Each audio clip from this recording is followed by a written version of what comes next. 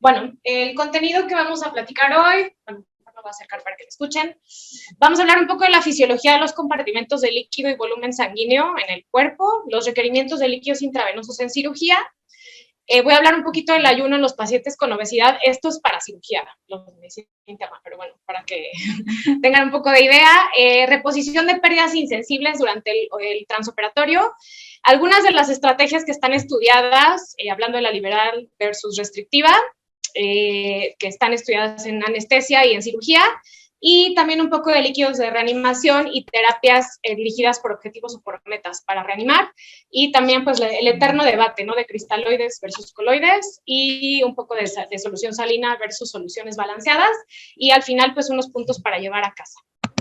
Entonces, hablando un poquito de los compartimentos del líquido corporal, de nuestro peso corporal total, el 60% es agua, ¿ok? De esta agua tenemos 40% en el líquido intracelular y 20% en el extracelular. Y del extracelular tenemos el 20% en el plasma y 80% en el líquido intersticial. Del líquido extracelular, que tenemos plasma e intersticio, pues ya para un paciente que tiene peso normal, el estándar, ¿no?, como de 70 kilos, la manera en que nosotros podemos calcular el volumen sanguíneo es calculándolo por mililitros por kilo, y en un paciente estándar con peso normal se calcula con 70 mililitros por kilo, ¿no? Esto es un aproximado, o sea, obviamente hay maneras como más precisas de calcular el volumen sanguíneo, pero de esta manera lo podemos hacer rápido, y aproximadamente este volumen sanguíneo son 5 litros en total, y 60% en plasma y 40% está también adentro de los eritrocitos. Ahora, ¿qué pasa con los pacientes con obesidad, no? O sea, porque podríamos decir, bueno, el paciente con obesidad tiene muchísimo más volumen sanguíneo, sí o no, y depende de, o sea, de realmente estudiar como la fisiología o lo que se ha estudiado la fisiología de los pacientes con obesidad.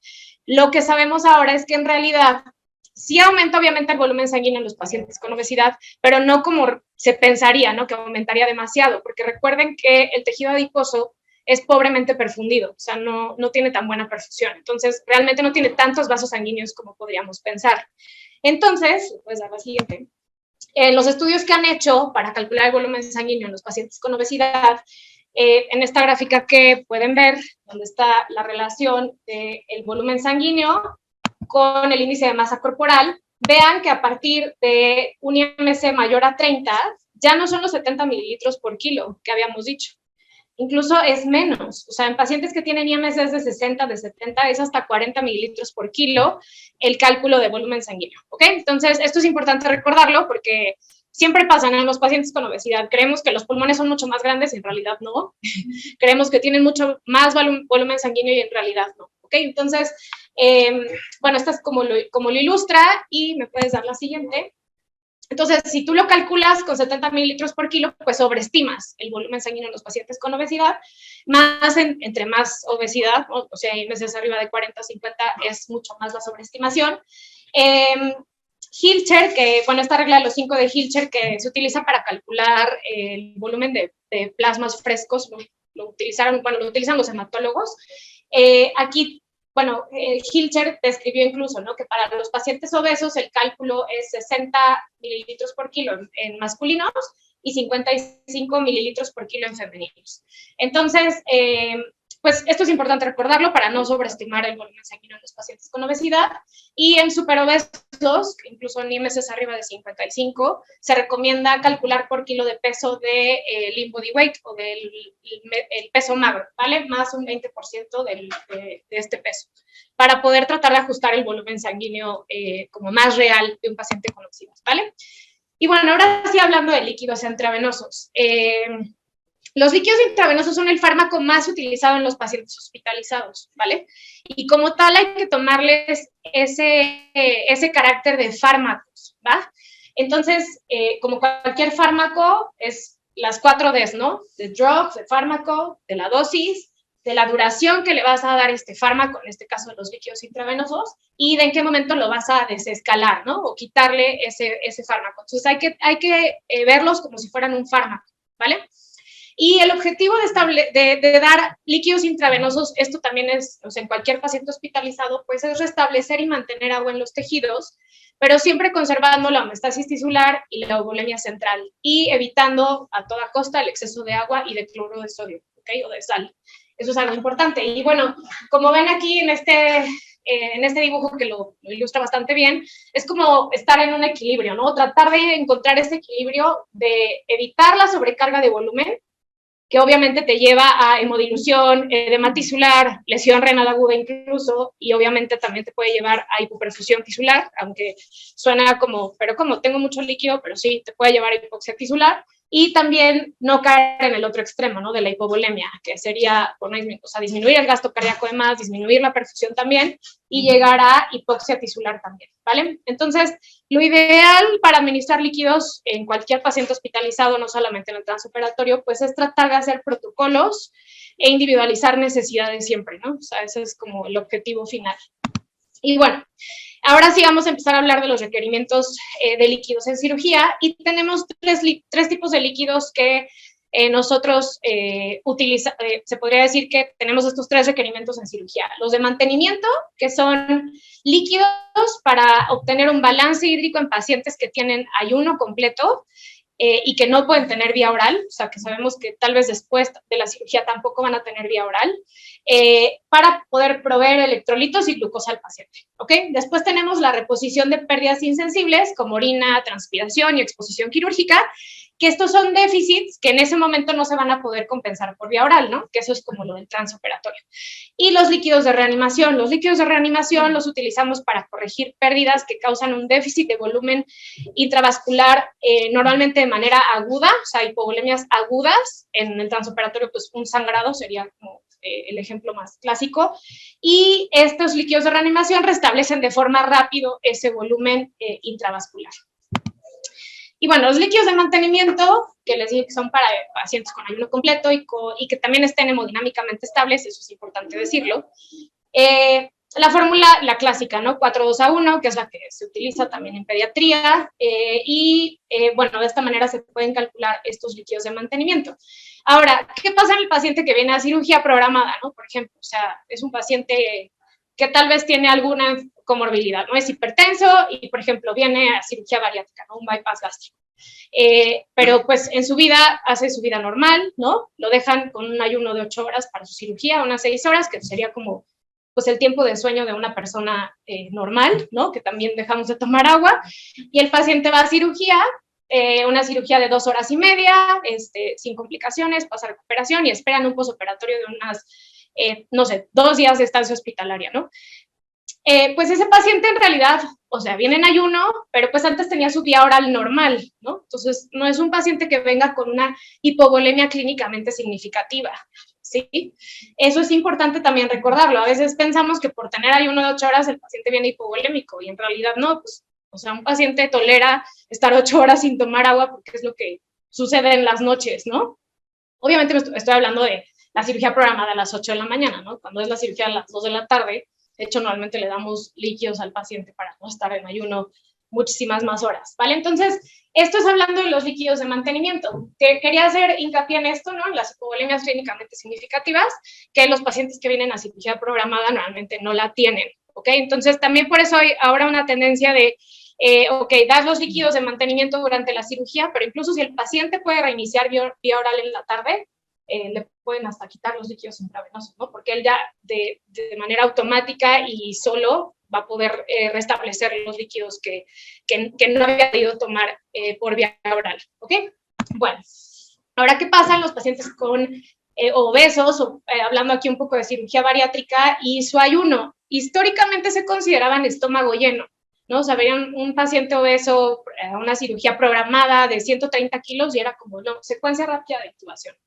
Y bueno, ahora lo que sabemos es que la obesidad por sí sola no es un predictor de aspiración, ¿ok? Los pacientes con obesidad tienen otros factores de riesgo que les puede dar este riesgo de aspiración, ¿no? Muchos tienen enfermedad por reflujo gastroesofágica sintomática, diabetes mellitus de la revolución, enfermedad de Parkinson, enfermedad renal hepática, que sean crónicas, uso de opioides crónicos, o muchos tienen diarrea difícil anticipada. ¿Okay? Entonces, es importante recalcar eso, o sea, la obesidad per se no va a ser el factor de riesgo para que broncoaspiren, ¿no? Pueden tener otros factores de riesgo que les puede dar ese riesgo de aspiración. Ahora, en cirugía bariátrica, lo que se ha podido ver, incluso se han hecho estudios con ultrasonido, con POCUS, para valorar el contenido gástrico en el estómago en los pacientes que van a cirugía programada. Y bueno, esta herramienta, el POCUS, nos evalúa uno de los determinantes de riesgo de aspiración, ¿no? Que sería el contenido gástrico. ¿Te puedes dar a la siguiente? Y bueno, estas son como las típicas imágenes que verían cuando hacen POCUS para ver ayuno o cantidad de contenido gástrico. El estómago vacío se ve como en ojo de buey. Cuando hay contenido sólido se ve hiperecoico, y cuando hay contenido líquido se ve hipoecoico y burbujas de aire hiperecoicas, ¿ok? Ahora, ¿se ha estudiado esto en los pacientes con obesidad? Sí. ¿Me puedes dar a la siguiente? Se ha estudiado y las únicas diferencias que se han encontrado es que en los pacientes con obesidad, con IMSS de más de 35 kilos por metro cuadrado, sí se logra observar el contenido gástrico, o sea, y poder medirlo hasta en el 95% de los pacientes. En los pacientes delgados es mucho más la tasa de éxito, ¿no? De poder observar y calcular en mililitros este contenido gástrico, se logra hasta más del 7%. Ahora, en los pacientes con obesidad, pues es más profundo, necesitas más profundidad para poder hacer las valoraciones cuando es el ultrasonido. Esto es por el contenido adiposo. Y hicieron correlaciones para medir el contenido en mililitros de pacientes con obesidad y los pacientes con obesidad, perdón, los que tienen peso normal y los de obesidad, y tiene buena correlación la estimación de los mililitros en el contenido gástrico. Solamente se sobreestiman aproximadamente en 35 mililitros el contenido en los pacientes con obesidad, pero esto es esperable porque el estómago de los pacientes con obesidad tienen mayor capacidad gástrica, ¿ok? Entonces, y calculado ya o sea, el volumen gástrico por unidad de peso, que se calcula en mililitros por kilo, es bastante similar en los pacientes con peso normal que en los pacientes con obesidad. Entonces, el ultrasonido nos sirve, o sea, podría servirles si tienen duda, como de decir, este paciente podría tener más contenido gástrico del que yo creo, aunque tenga tal vez el ayuno completo, tal vez tiene diabetes de larga evolución o, no sé, algo que les quede duda y decir, bueno, podría cambiar mi manejo para darle una inducción con secuencia rápida de intubación o no, entonces podrían utilizar el POCUS, ¿ok? O sea, se los traje porque sí ya está estudiado en los pacientes con obesidad y validado para el contenido de gástrico que se evalúa por POCUS. Entonces, los pacientes con obesidad no se consideran estómago lleno y se pueden apegar a las actuales guías de ayuno, ¿ok? Entonces, acuérdense que las actuales guías de ayuno se pueden tomar líquidos hasta 2 horas antes del procedimiento quirúrgico, líquidos claros, sólidos 6 horas antes, y ya muchos sólidos con grasas, etcétera, son 8 horas, ¿ok? Entonces, ellos podrían apegarse a estas guías nuevas, obviamente siempre evaluando de forma individual el riesgo de aspiración, o sea, si el paciente ya te dijo que tiene vida difícil, tiene diabetes de larga evolución, tal vez tiene Parkinson, alguna enfermedad neurológica o alguna otra, no sé, trastorno del esófago, lo que sea, pues obviamente ahí individualizas y probablemente sí tengas que dar las 8 horas de ayuno completo, ¿ok? Pero cualquier otro paciente sí podría pegarse a las guías y obviamente considerar profilaxis también en los pacientes de riesgo. Y lo que sí no está estudiado en los pacientes con obesidad es esta carga de carbohidratos, ¿no? Que ahora están los protocolos ERAS, que les dan para cirugía de colon o cirugía gástrica. Aquí no se emite una recomendación porque no está estudiado. Entonces, en realidad, por eso no se da la carga de carbohidratos en pacientes con obesidad. Bueno, ahora vamos a hablar de pérdidas insensibles. Voy a hablar primero de la diuresis. Hay que ahora tomar mucho en cuenta que el gasto urinario durante cirugía no solamente va a depender de los líquidos administrados, ¿ok? El gasto urinario depende de la estabilidad hemodinámica, del tono simpático, de las hormonas que se liberan durante el estrés quirúrgico, hormona antidiurética, aldosterona, y todo esto va a influir en el gasto urinario durante la cirugía. Ahora, también durante la cirugía laparoscópica o robótica ahora, el neumoperitoneo, incluso con presiones bajas, 15 milímetros de mercurio que utilizan durante la presión, durante el neumoperitoneo, pues tienen un efecto en la función renal, ¿ok? Se ha reportado oliguria durante los neumoperitoneos, incluso a mayor presión y mayor tiempo del neumoperitoneo, mayor tiempo de oliguria. Sin embargo, hay unos estudios que ya hicieron en donde ven que esta oliguria es transitoria y que no tiene un impacto para desarrollar lesión renal aguda en el postoperatorio.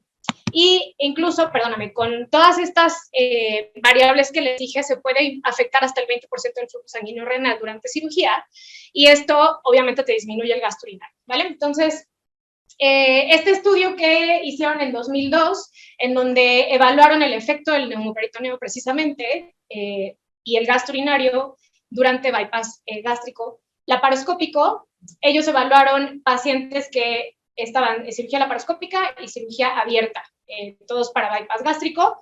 Sus IMCs eran pacientes entre 40 y 60, la N fue de 104, incluyeron pacientes de menos de 60 años y que no tuvieran enfermedad renal crónica. Y ellos, más o menos aquí pueden ver los minutos de cirugía, que fue prácticamente comparable entre los dos grupos. No sé si se alcanza a ver, si lo estoy tapando mucho. Y también, bueno, las pérdidas sanguíneas sí tuvieron mayor en la cirugía abierta, y los líquidos administrados en el intraoperatorio fue prácticamente igual en los dos grupos. Ellos evaluaron, ¿me puedes dar la siguiente? Sí. Gasto urinario, BUN y creatinina. Entonces, el gasto urinario, tanto en cirugía laparoscópica como en cirugía abierta, a las 2 horas y media después de la cirugía, pues sí, fue mayor el gasto urinario en la cirugía abierta comparado con la laparoscópica. Esto pues fue bastante evidente y sí fue estadísticamente significativo. Y los niveles de BUN y creatinina pues no cambiaron, ¿no? En realidad. Entonces, esta disminución del gasto urinario no tradujo cambios en los niveles de creatinina y de nitrógeno ureico. Y también midieron, ¿puedes dar la siguiente? Gracias. ADH y aldosterona, las concentraciones. Y obviamente con las dos cirugías, tanto como la abierta como la laparoscópica, podemos ver aquí que las dos hormonas se elevan durante el transoperatorio. Y estas son hormonas que, pues si recuerdan, o sea, el efecto que tienen los túbulos renales, pues va a ser de reabsorber agua. Entonces, es esperable que disminuya el gasto urinario, ¿ok? Ellos concluyen al final que los mecanismos que disminuyen el gasto urinario durante cirugía laparoscópica es, uno, el neumoperitoneo, que ejerce presión directa al parénquima renal, y esto disminuye la perfusión renal. También disminuye el flujo sanguíneo renal por este efecto directo en la vasculatura, y obviamente el aumento en la actividad del eje renina-angiotensina-aldosterona con la reabsorción de agua y de sodio en el túbulo distal y colector, y obviamente también la liberación de ADH, que hace que también se reabsorba más agua en el túbulo distal, ¿vale? Entonces, pues aquí es importante recordar que el gasto urinario por sí solo no es un buen determinante del estado hemodinámico y de la volemia, ¿no? Del estado de volumen durante cirugía. Incluso ya hay por ahí una tendencia, ¿no?, de esta oliguria permisiva en el transoperatorio, que con niveles de 0.3 a 0.5 mililitros por kilo hora de gasto urinario, o sea, al final o en el postoperatorio no tienen lesión renal aguda los pacientes, ¿ok? Y esto, ¿por qué es importante ahora recalcar todo esto? Bueno, porque antes no era como de, no está orinando, pásale más agua, no está orinando, pásale más agua, ¿no? Y pues realmente tenemos que tomar mucho en cuenta esto, o sea, que va a depender no nada más de los líquidos que le administre, sino de todo el resto que está haciendo efecto en el gasto urinario, ¿ok?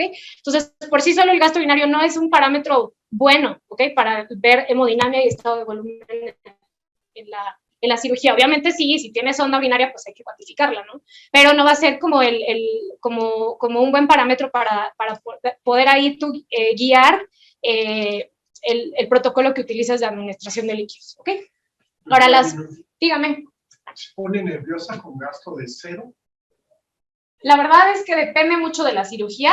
Probablemente una cirugía laparoscópica no me pondría yo nerviosa. Hay cirugías con neumoperitoneos que pasan 2 horas y no está saliendo gasto urinario. Termina la cirugía y empieza a orinar, así como por arte de magia.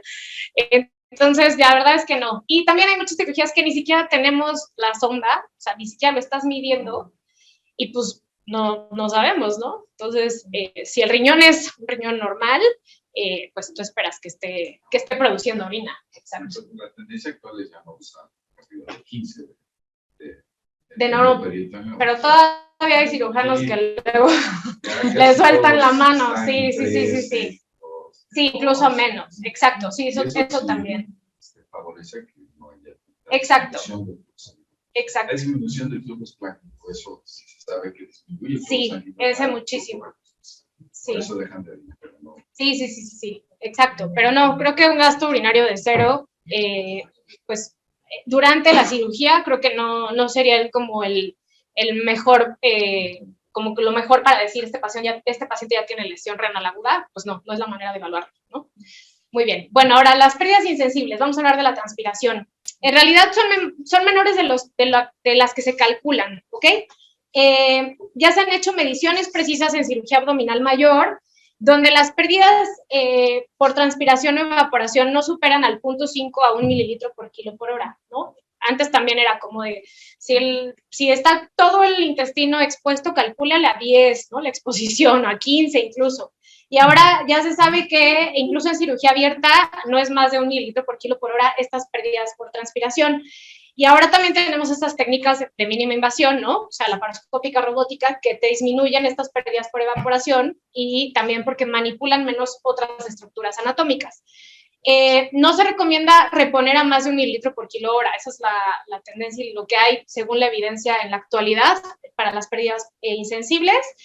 ¿Por qué? Porque si las repones a mucho más, como se hacía antes, pues tienes muchísimo más riesgo de sobrecarga hídrica y edema tiscular, ¿vale? Ahora vamos a hablar de las estrategias. Hay 3 estrategias que están descritas, que en realidad no hay una definición. O sea, en la actualidad, si tú revisas la literatura que hay, los metaanálisis que hay, nadie se pone de acuerdo en cuál es la liberal, cuál es la restrictiva, cuál es la balanceada. Al final, cada quien toma restrictiva menos de 1.5, 2 litros para mí es restrictiva. Hay gente que la liberal ya son 6 litros durante la cirugía o más de 8 litros durante la cirugía. Entonces, no podemos hablar de una definición. Estas son como las más utilizadas y ninguna de las estrategias, la evidencia es concluyente, ¿ok? Incluso en los ensayos clínicos más grandes que han hecho, en los metaanálisis, no hay una estrategia que sea realmente con la que podamos guiarnos en la actualidad. ¿Vale? Regrésame tantito. Entonces, nada más para como tener una idea restrictiva, la llaman menos de 1.75 litros al día, ya incluida la cirugía, y las liberales más de 2.75 litros al día, ¿ok? También ya incluida la cirugía. Pero les digo, hay autores que la liberal la toman como más de 6 litros durante la cirugía y al día. Entonces, creo que hay como un abismo entre decir 2.7 litros a 6, ¿no? O sea, entonces realmente como que no tenemos todavía gran evidencia, pero bueno, les voy a platicar la que hay. Esta estrategia balance cero restrictiva es una estrategia de mantenimiento de eubolemia con la finalidad de reponer las pérdidas insensibles asociadas a la transpiración y gasto urinario durante la cirugía. Y aquí la reposición se logra con la administración de cristaloides, de preferencia soluciones balanceadas, entre 1 a 5 mililitros por kilo por hora como perfusión de mantenimiento. Y esta estrategia se recomienda en pacientes de bajo riesgo, cirugías también de bajo riesgo, donde, por ejemplo, no esperes una pérdida significativa de sangre, de menos de 500 mililitros, o obviamente en pacientes que ya tengan un estado de hipovolemia previo, ¿no? Entonces, esta estrategia de balance cero restrictiva la han estado estudiando, es la que recomiendan mucho los protocolos ERAS, ¿no? Que los protocolos ERAS creo que están diseñados precisamente para pacientes de bajo riesgo, donde creo que es donde mejor caería estas recomendaciones, porque siempre hay que individualizarlo. Entonces, creo que los protocolos ERAS no puedes como hacerlos generales, y esta estrategia restrictiva serviría mucho para ese tipo de pacientes, ¿no? Donde nada más harías esta reposición de las pérdidas insensibles, tú no esperas tener que hacer líquidos de reanimación porque no vas a tener una pérdida importante de sangre, y esperas que el paciente no venga hipovolémicamente significativo, ¿no? O sea, con la hipovolemia bien puesta. Bueno, este es el ensayo clínico más grande que tenemos, en donde compararon 2 estrategias, la restrictiva versus liberal en el transoperatorio.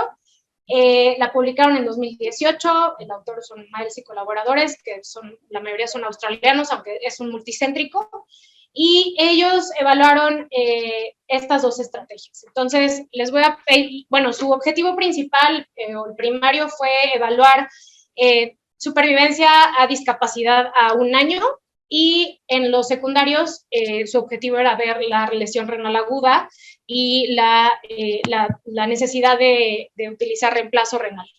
La N final fue 2.983 pacientes, su objetivo era 3.000, pero esto fue la N final, y ellos, les traje como el algoritmo que utilizaban, ¿no? Entonces, en el brazo restrictivo, a todos los pacientes durante la inducción les daban solución Hartmann, calculada a 5 o menos mililitros por kilo, y después durante la cirugía les dejaban una infusión, perfusión de Hartmann de 5 mililitros por kilo.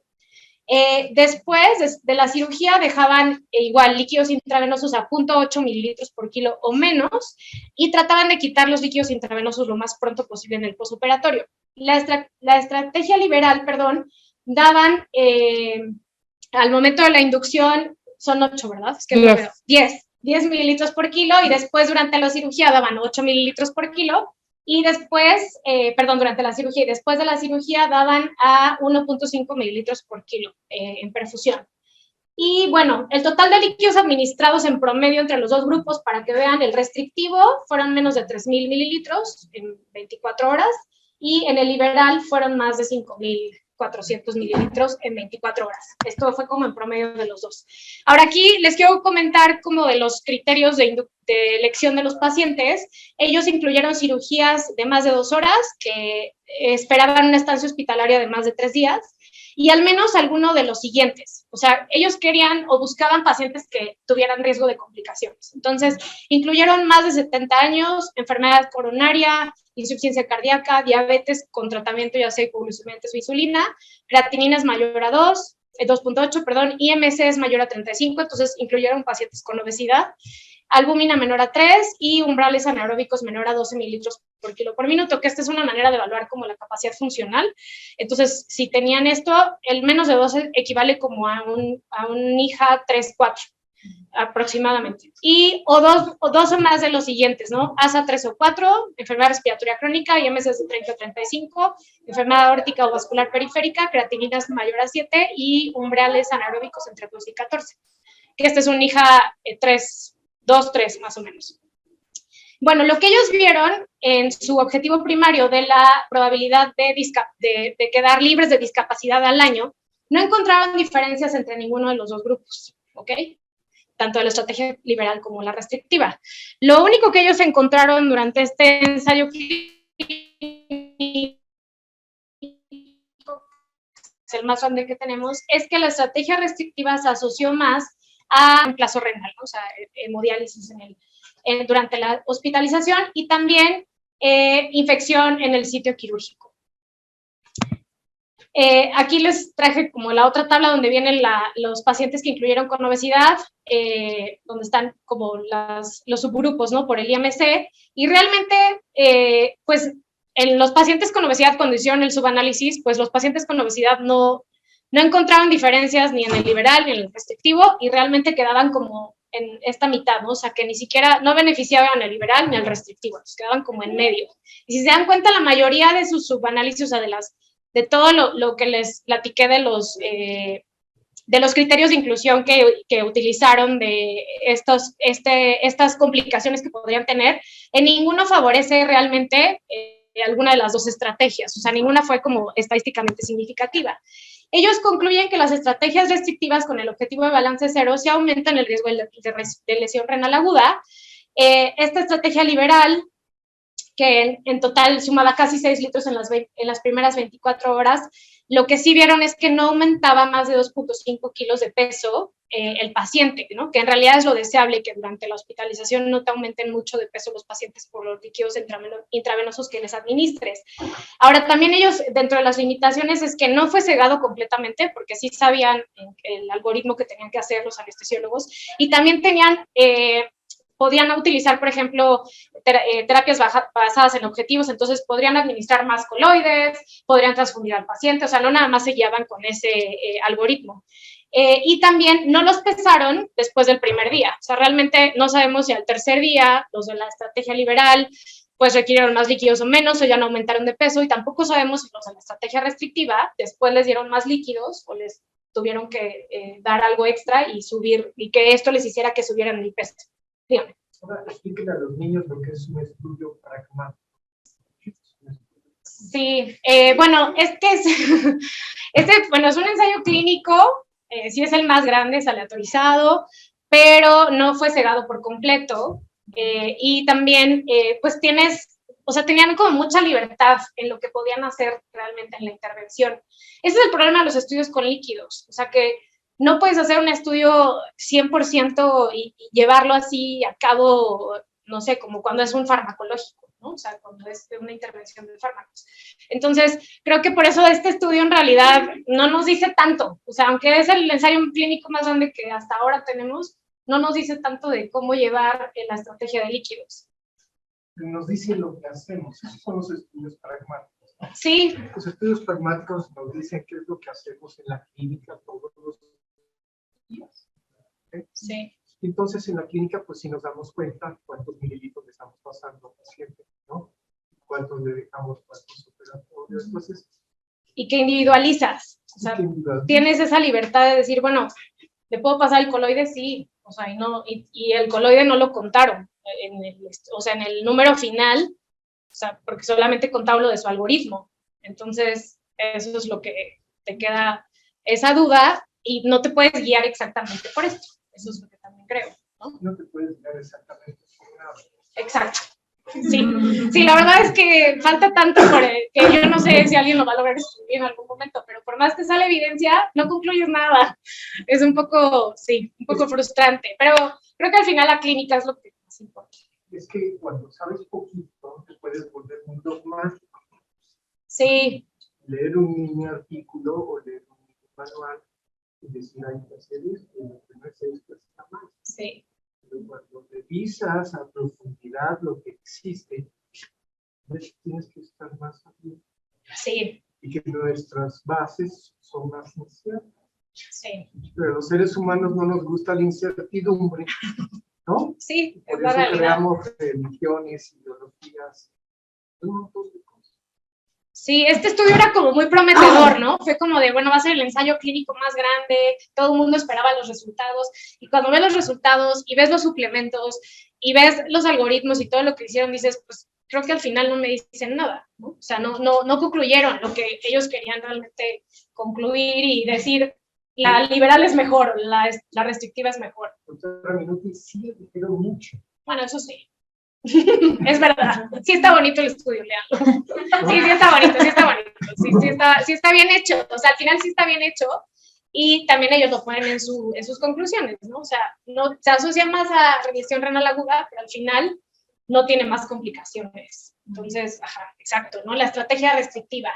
Y de hecho lo que ellos recomiendan en su discusión es que no recomiendan la estrategia liberal tampoco, sino una moderadamente liberal, que sería como entre la restrictiva y la liberal, ¿no? O sea, eso es lo que al final ellos concluyen, o lo que recomendarían, ¿no? Ahora, también es importante eso, o sea, como faltan tantos estudios, no hay manera de hacer unas guías o un consenso. O sea, eso es importante, porque a lo mejor lo que más nos podemos guiar es en guías que ya estén hechas con evidencias bien o consensos, pero en líquidos no nos da para emitir una evidencia tan buena como una guía o un consenso. Yo te diría que el manejo de líquidos así es en este tipo de pacientes. Si tú lo haces a peso corporal total, lo puedes sobrecargar. Si tú lo haces a peso corporal ideal, quizás te falte un poco. Entonces, ¿cuál es lo ideal? Pues podría ser un término medio. Exacto, un término medio. El peso corporal magro o peso ajustado.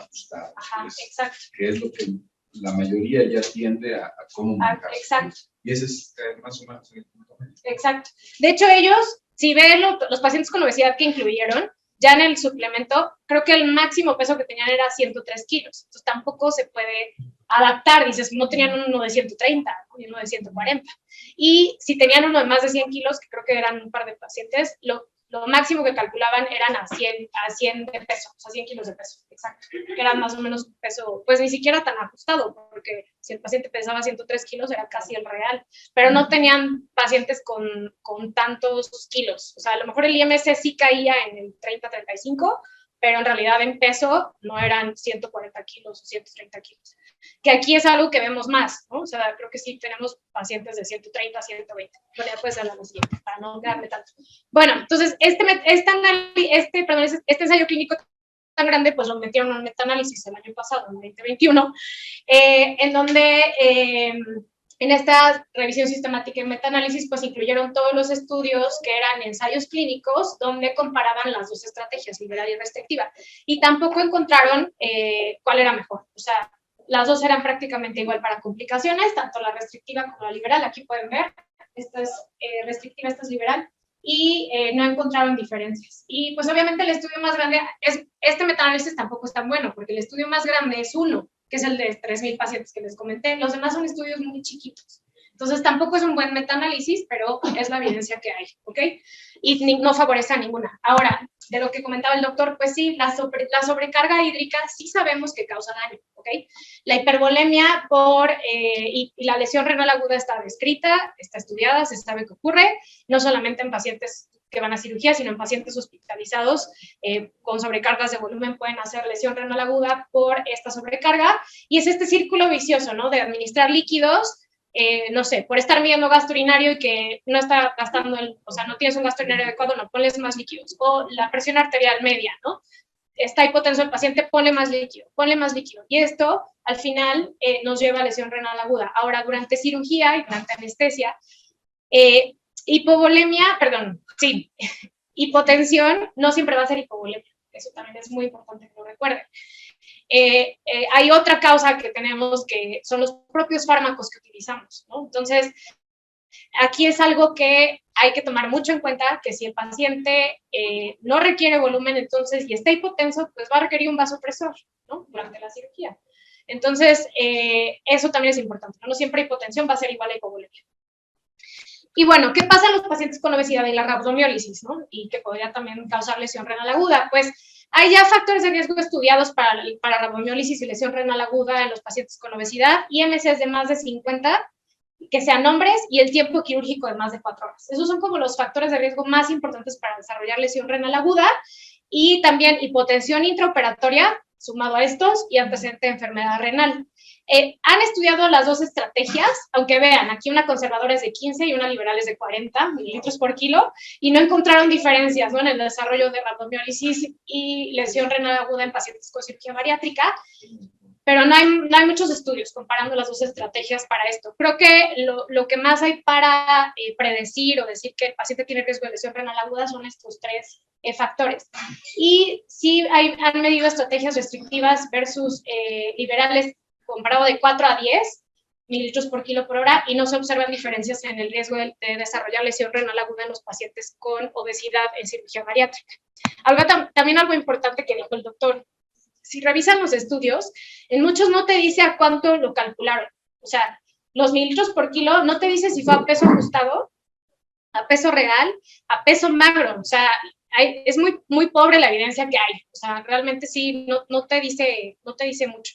Pero creo que en obesidad el ajustado sería como el mejor que podríamos utilizar. Y en cuanto al gasto urinario, también hay algunos estudios más en terapia en medicina crítica que han evaluado qué peso es el mejor, ¿no? Si el ajustado o el real, para ver lesión renal aguda en estos pacientes, pero en medicina crítica, y sí creen que el peso real puede sobreestimar la incidencia de lesión renal aguda. Entonces se preferiría calcular el gasto urinario por el peso ajustado. Eso sería, ¿no? Pero también están estudiados nada más en pacientes críticos. Ahora voy a hablar de los líquidos de reanimación. Dijimos que estos son para corregir pérdidas sanguíneas que causan un déficit de volumen intravascular de manera aguda, hipovolemia aguda, y lo que hay que hacer es restablecer de forma rápida, ¿no?, este volumen. Aquí hay que recordar algunos puntos de fisiología, que vamos a hablar un poquito de la precarga, de esta curva de Frank Starling y del mecanismo de Frank Starling que tiene el corazón. ¿Por qué? Porque, bueno, estos líquidos de reanimación están ya muy hechos a estas terapias por objetivos o terapias por metas, ¿ok? Que ahorita voy a hablar un poco de ellas, pero estas se basan en la medición o estimación del gasto cardíaco, ya sea de manera directa o indirecta, de manera invasiva o no invasiva. Ya ahora hay muchas maneras de poder estimarlo, pero la idea es que precisamente jugar con esta precarga, ¿no?, en los pacientes que sean precarga o que tengan esta precarga dependiente, ¿no? Es un término un poco raro, que lo utilizan así, pero hay que recordar que esta precarga dependiente es el estado en que el aumento del volumen al final de la diástole, ya sea del BD o del BI, del ventrículo derecho o del izquierdo, te va a traducir un aumento en el volumen sistólico, ¿ok? Entonces, la precarga es imposible de medirla de manera muy precisa, o sea, no hay realmente, y menos durante cirugía, creo que medir precarga no es el momento. La podemos de alguna manera estimar, pero viendo ya volumen sistólico, o sea, tratando de medir como el final de lo que sería aumentar la precarga. Y también es aquí importante, ¿no?, que la precarga dependencia no va a ser siempre sinónimo de hipovolemia, ¿no? O sea, un corazón sano, tú esperas que tenga esta precarga dependencia, es decir, que si tú le aumentas el volumen, pues sí va a tener, le puedes dar la siguiente, o sea, las miofibrillas van a tener esa capacidad y este mecanismo conservado de que a mayor volumen de llenado, pues mayor fuerza de contracción, ¿no? Y eso se va a traducir en mayor volumen sistólico. Para los niños. Mucha gente lo que hace es, tengo arriba de 14 de la diferencia, ¿no?, de expresión de variabilidad. Le dan automáticamente bolo. Sí. Sigo teniendo variabilidad, le doy otro. Sí. Sí, le doy otro.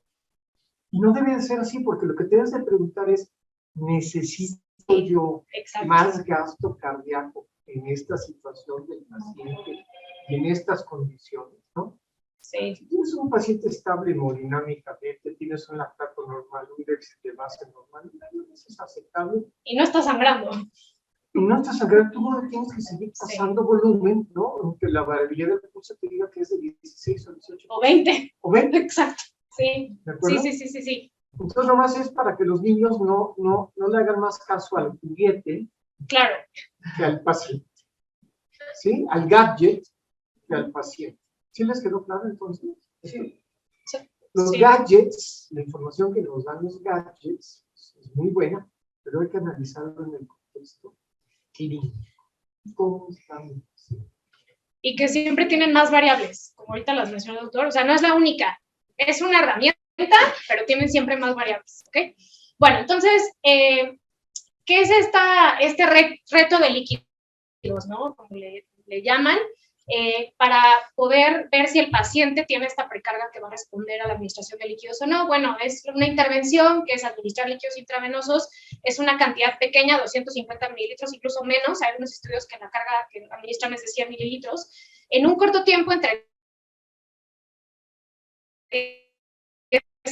30 minutos, y la finalidad es observar cambios hemodinámicos, un cambio en el volumen sistólico. Bueno, entonces, ¿qué son estas estrategias de administración de líquidos guiadas por metas o por objetivos? Pues es un manejo de líquidos individualizado que se utiliza, como les digo, un monitor de gasto cardíaco, y el objetivo es maximizar el aporte de oxígeno a los tejidos, optimizando el volumen sistólico.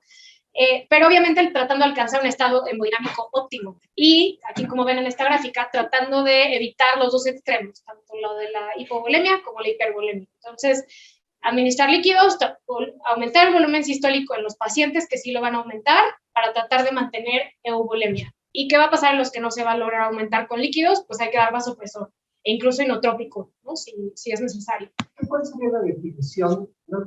Perdón, doctor. Sí, perdón. De estado hemodinámico óptimo. Es que esto ya lo hicimos hace 30 años. Esta es doctora Sar, que no me va a dejar mentir, ¿no? Tú también. Con Shoemaker, ¿no? Sí. Que nos decía, vamos a aumentar la disponibilidad de oxígeno a los 600 mililitros, ¿no? Sí. Entonces les dábamos líquidos. Y después, si no lo lográbamos, pues le subíamos el natrópico. Y después, si no lo lográbamos, le dábamos natrópico. Y después le habíamos pasado una enorme cantidad de líquidos, lo teníamos con arritmias por los inotrópicos, y después se demostró que no había diferencia. Es que lo difícil es decir, de definir cuál es un estado hemodinámico óptimo. ¿Cuál es para ti? Bueno, yo creo que las variables que podríamos utilizar mejor para evaluar ese estado hemodinámico óptimo sería la presión arterial media, sí, o sea, mantener presiones arteriales medias que te aseguren el flujo adecuado a los órganos, ¿no? Coronarias, riñones, cerebro, o sea, presiones, incluso, y dependiendo obviamente también de cada paciente, ¿no? Pero presiones arteriales medias arriba de 65 milímetros de mercurio, como mínimo el 65. Creo que los niveles de lactato son importantes. ¿Por qué? Porque el lactato sí es un marcador de hipoperfusión tisular y de de esta deuda que podría tener el tejido de oxígeno. Entonces creo que el lactato sí es un marcador importante. La función renal, ¿no? Que no solamente es ver la creatinina, sino filtrado y cómo ajustar en el paciente, pero creo que estos 3 parámetros serían como los mejores. Hasta el llenado capilar. Sí, llenado capilar, sí. Ya, si tienen, obviamente, para medir gasto cardíaco, pues también, pero hay que individualizar. O sea, un paciente que ya tenía una FEBI de 55, ¿no? Pues ya de base, pues no vas a lograr que salga con 75. Entonces, también creo que eso es importante, ¿no? Individualizar mucho. Y también hay una tendencia ahora más en medicina crítica, como de individualizar al basal del paciente. O sea, hay pacientes que, no sé, por ejemplo, incluso me pongo yo de ejemplo, ¿no? O sea, siempre tengo presiones arteriales medias como de 65, 60. Yo creo que si me ponen propofol, pues sí me voy a pensar bien rápido. Pero así, o sea, no significa a lo mejor que me falte volumen, exacto. Entonces creo que sí hay que hacer esta tendencia ahora individualizar al basal del paciente, ¿no?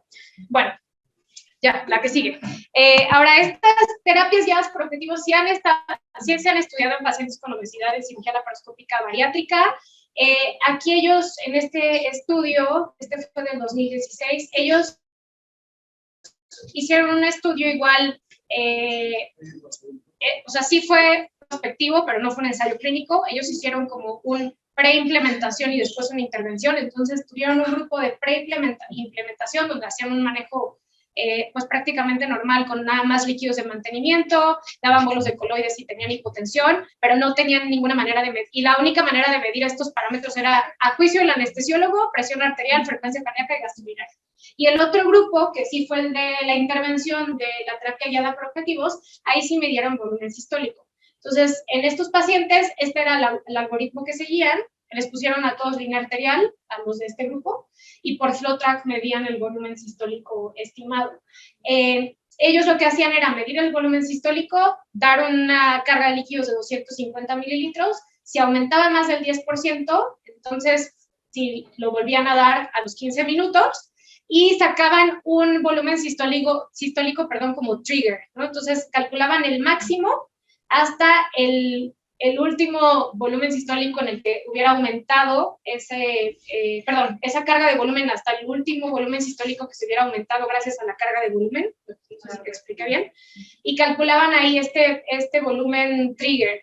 De ahí medían cada 10 a 15 minutos, y si ya no aumentabas a partir de este volumen sistólico calculado trigger, entonces ya daban inotrópico o efedrina. Ese era como su algoritmo. Dejemos ahí la transparencia. Sí. Pero entonces, mira, lo que no encontraron como significativo fue la tasa de filtración glomerular de 24 horas. Exacto. ¿No? Tampoco las infecciones en el sitio de la herida, SSI tampoco fue diferente, ¿no?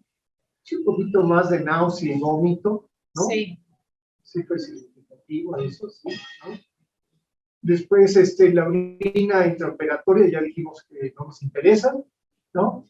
Los coloides, fíjate, de 430 a 599. Sí, era casi igual lo que nos vamos a pelear. Sí, exacto. Entre 430 y 599, ¿no? En cristaloides, pues, sí hay una diferencia muy significativa, ¿no? Pero bueno, tampoco me pelearía por 800 dígitos, ¿no? Exacto. Que de hecho fue lo único que ellos concluyeron. Entonces, o sea, ¿para qué sirvió? Para tener un poco menos de náusea y vómito, y para tener, pues en promedio un día, ¿no? Menos de estancia hospitalaria. Creo que ellos lo hicieron como para hacer un estudio donde se utilizara este manejo de objetivos. Pero en realidad también, por ejemplo, pues cirugía laparoscópica con alguien experimentado, pues no esperas cambios de volumen muy grandes, porque no vas a esperar un sangrado muy grande. Entonces, ellos lo que tratan de decir, de hecho, incluso es que, ok, sí sirve esta terapia, que tienen menos... puedes administrar menos líquidos en el total de líquidos administrados, ¿no? Pero realmente no hay ninguna otra diferencia, ¿no? Creo que eso es importante. O sea, la terapia guiada por objetivos se debe de utilizar más en pacientes que tú esperas un recambio de volumen o sangrados importantes, para ver si realmente el paciente va a responder a líquidos o no, o si realmente lo que va a necesitar solo es que le repongas la sangre que necesita. Y no, o sea, si ya perdió 1 litro, pero probablemente algo que le puedas administrar o que le va a beneficiar realmente es reponer sangre, o sea, con, productos sanguíneos, ¿no? En lugar de 3 litros de cristaloide, que probablemente lo que lleves es entonces a esta hipervolemia, ¿no? Entonces creo que estas terapias guiadas por objetivos tampoco podrían ser como de rutina, o sea, creo que también hay que seleccionar los pacientes que se benefician. Ahora, en cirugía laparoscópica sí están estudiados, pero también se sabe que el ambritoneo no te da realmente el mejor valor, porque tienes aumentada la presión intraabdominal, también en la caja torácica, a veces por la misma posición en la que está la cirugía, a veces estamos entre el Lemberg, etcétera, y esto no te va a dar el mejor valor, por ejemplo, de la variabilidad del volumen sistólico o del PBI, ¿no? Que ahora se utiliza no invasivo, ¿no? El de máximo. Entonces, creo que también hay que tener cuidado con en quién se utiliza y en quién no. Eso también es, creo que es importante. En tórax abierto tampoco, si tienen una arritmia tampoco, si le das volúmenes tidales de menos de 8 mililitros por kilo, no te va a dar el mejor valor. Entonces, realmente sí, no te puedes guiar o casar con que estas terapias son las mejores. Obviamente creo que sí, no sé, por ejemplo, trasplante de hígado se utiliza mucho, cirugías abdominales que esperas mucho recambio sangrado, etcétera, no sé, de tumores muy grandes, pero sí hay que tener también cierta cautela con estos, como dice el doctor, con estos gadgets, ¿no? O sea, son muy útiles, pero creo que sí hay que seleccionar en quién realmente te va a ser útil este tipo de terapias. Y bueno, otro también se utilizó, aquí justo el que midieron fue PBI, ¿no? O sea, salió un estudio después para medir PBI de máximo, que es un no invasivo, ¿no? Porque también ya ven que tenemos invasivos e invasivos, este es un no invasivo, y ellos compararon un grupo con PBI y un grupo con línea arterial y catéter venoso central. Ahora, también este estudio, que es de 2018, pues catéter venoso central, ya sabemos que la TBC tampoco no es el mejor valor para poder medir hipovolemia o realmente con un valor de la presión venosa central que tú puedas decir que este paciente requiere líquidos. Eso ya se había estudiado desde antes. Pero bueno, aquí lo que vieron es que el PBI pues podría ayudar, ¿no? O sea, que sí podría funcionar. Ya no voy a hablar más con este estudio para no entretenerme más. Y ellos sí ven en exclusión sí que no tuvieran arritmias, que no tuvieran enfermedad pulmonar que interfiriera con la ventilación mecánica de más de 8 mililitros por kilo. Pero sí hay ahí un sesgo que podría ocurrir en cirugía laparoscópica con este tipo de herramientas. Y bueno, estos eran fueron como sus brazos a estudiar. Así que ya no me voy a bueno, y algo importante, ellos sí, si no les podían a volumen, utilizaban norepinefrina. Y creo que aquí sí es algo que quería mencionarles, porque también estamos como muy casados con la idea de que efedrina. Ya llevas los 50 de efedrina, y el paciente no va a responder a volumen, pues siguiente paso, ¿no? O sea, y está hipotenso, ¿no? Entonces, pues siguiente paso, creo que norepinefrina, creo que sí, durante cirugía, un rato en una periférica, pónganle un catéter, un 18, uno más grande, en un bracito nada más para tener ahí solo norepinefrina y mantener la presión arterial media, ¿no? O sea, creo que eso ya está muy estudiado, la hipotensión transoperatoria y el daño que podríamos tener. Entonces, creo que eso sí es importante recalcarlo, ya nada más como de último. Bueno, y ellos también midieron lactato, creatinina, pero lo mismo, no es un estudio donde los pacientes no sangraron, exacto, ¿no? Y justo, concluyen que no es necesario administrar volúmenes extras en pacientes con obesidad en cirugía bariátrica programada y que estos protocolos pues sí previenen la administración excesiva de líquidos sin aumentar el riesgo de lesión renal aguda. Entonces creo que sí son útiles, pero hay que seleccionar en qué paciente va a ser útil. Y bueno, ¿qué pasa cuando no respondedores al líquido? Se van a beneficiar de vasopresor, norepinefrina es el de elección, y en pacientes con obesidad, la norepinefrina sí se recomienda titular a microgramo minuto o microgramo kilo minuto, pero utilizado igual peso ajustado, ¿ok? Y bueno, este es un metaanálisis donde estudiaron precisamente estas terapias no guiadas por objetivos en cirugía visceral no cardíaca. Y pues también lo único que encontraron es que sí, estas terapias te ayudan a administrar menos líquidos en los pacientes que les va mejor con estas terapias, ¿no? O sea, que podrías evitar hipervolemia con el uso de terapias guiadas por objetivos. Y bueno, hablando ya de las soluciones, que quería yo llegar un poco a esto, ¿no? Igual, solución salina, que es la fisiológica, versus los cristaloides balanceados, pues sería la solución Hartmann. Esto, bueno, en pacientes críticos y del departamento de urgencias, el uso de solución salina sí se ha asociado a acidosis hiperclorémica y lesión renal aguda, comparado con cristaloides balanceadas. En anestesia sí hay un estudio muy grande, un aporte de más de 22,000 pacientes donde estudiaron hipercloremia en el postoperatorio, y sí, hipercloremia está asociada también a lesión renal aguda y más días de estancia hospitalaria, y también te aumenta la mortalidad a 30 días. Entonces, actualmente las recomendaciones iban más hacia las soluciones balanceadas, por ejemplo, el Ringer lactato. Le puedes dar la siguiente. Bueno, los coloides sí se prefieren también en terapias guiadas por objetivos, ¿no? O sea, el coloide sí se va a mantener más tiempo intravascular. Entonces, en este tipo de terapias guiadas por objetivos sí se recomienda a lo mejor dar esa carga de volumen con un coloide. Y bueno, este estudio, el SOLAR, que salió en 2020, donde compararon salina versus Ringer lactato en cirugía colorectal y ortopédica, y no encontraron diferencia entre el uso de la solución salina fisiológica y la solución de Ringer lactato. Pero igual, pues, si se van a ver las tablas, realmente lo que utilizaron fue 1.9 litros de promedio de solución salina, ¿no? Comparado con hardware. Creo que si hablamos que utilizas 2 litros de solución salina durante una cirugía, pero después el paciente se va a ir a vía oral, ya no va a requerir líquidos intravenosos, pues creo que no vas a tampoco dañarle con 2 litros de solución salina. Entonces, creo que también este estudio al final no te puedes guiar aquí, ¿no? Decir que solución salina versus hardware.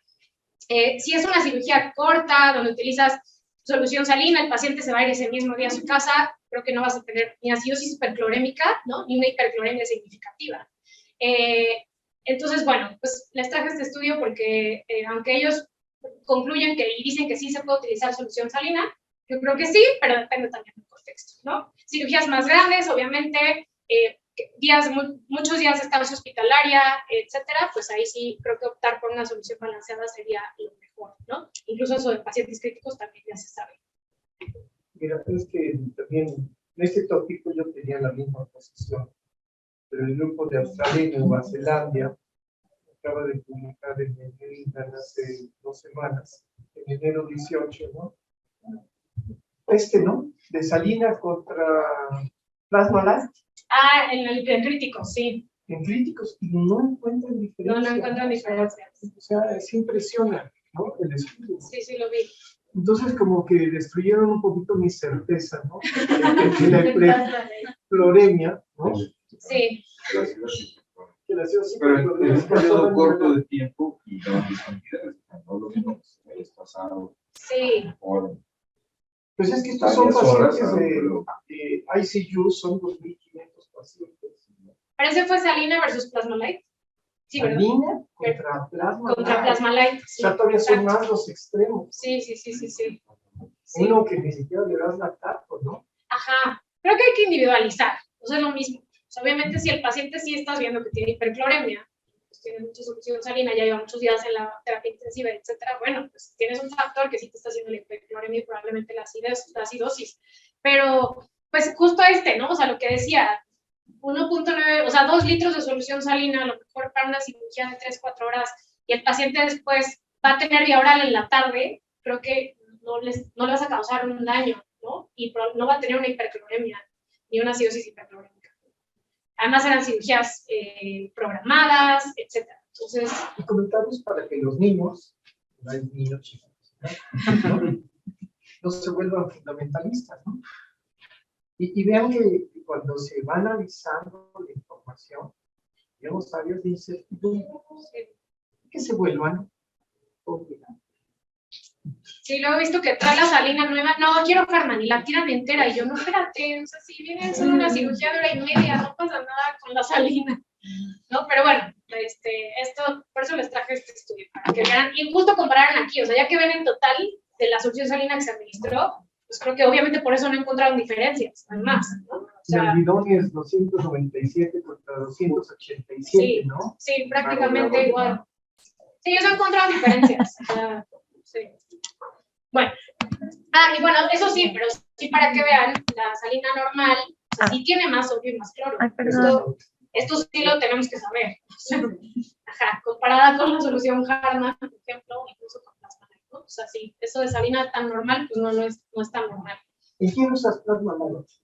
Pues yo creo que pacientes que ya tengan una acidosis, o sea, que entren con acidosis a cirugía, o sea, en el contexto de lo que se quieran imaginar, creo que ahí ellos podrían beneficiarse y se utiliza en cirugía cardíaca. Yo no hago cirugía cardíaca, pero sí se utiliza en cirugía cardíaca. Creo que ahí ya van como un paso, no sé, creo que llevan más tiempo utilizándolo. También en trasplante de hígado y, exacto, en trasplante hepático. Creo que sería eso. Yo lo utilizaba en pacientes que entran con un choque y acidosis. O sea, ahí sí, ahí es donde lo he utilizado. Pero de manera rutinaria, Plasma-Light, la verdad yo creo que no, además está más caro. O sea, comparado con la Hartmann, creo que pues, la Hartmann es una solución balanceada bastante de pasa, exacto. Ya, bueno, para llevar a casa, ya para no tenernos más.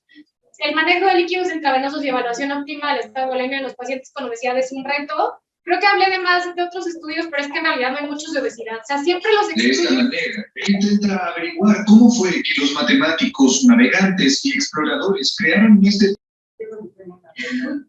En la actualidad no existen guías, consensos o recomendaciones sobre el tema para ninguna cirugía casi, o sea, en realidad, o sea, en el transoperatorio no llegamos a este consenso ni guía. Creo que tampoco en medicina crítica, o sea, todavía hay mucho. Hacen falta estudios en esta población. Los pacientes con obesidad sí se pueden apegar a las guías actuales de ayuno, eso es importante también saberlo.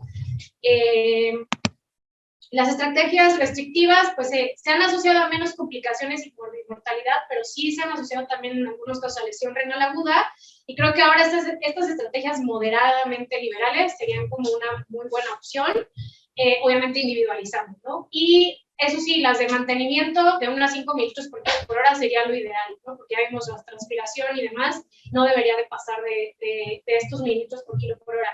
En cuanto al rabdomiólisis en pacientes con lesión renal aguda hay que individualizar. O sea, si el paciente tiene mucho riesgo de rabdomiólisis, yo que hago cirugía bariátrica, que llevo 6 años trabajando con ellos, no he visto un paciente que ha hecho rabdomiólisis. Entonces, sí. Bueno, yo en ese tiempo no. O sea, también el tiempo quirúrgico ya es muy corto, son 2 horas y media, etcétera. Entonces, creo que por eso hay que individualizar. Y en caso de pérdidas agudas o necesidad de reducción de volumen intravascular, estas terapias guiadas por objetivos sí son buenas, o sea, sí sirven para este tipo de pacientes y sí se prefiere utilizar, obviamente, midiendo el gasto cardíaco o alguno de sus...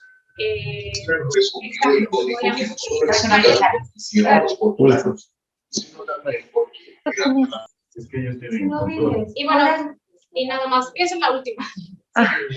Y bueno, pues no sé si tengan preguntas, dudas.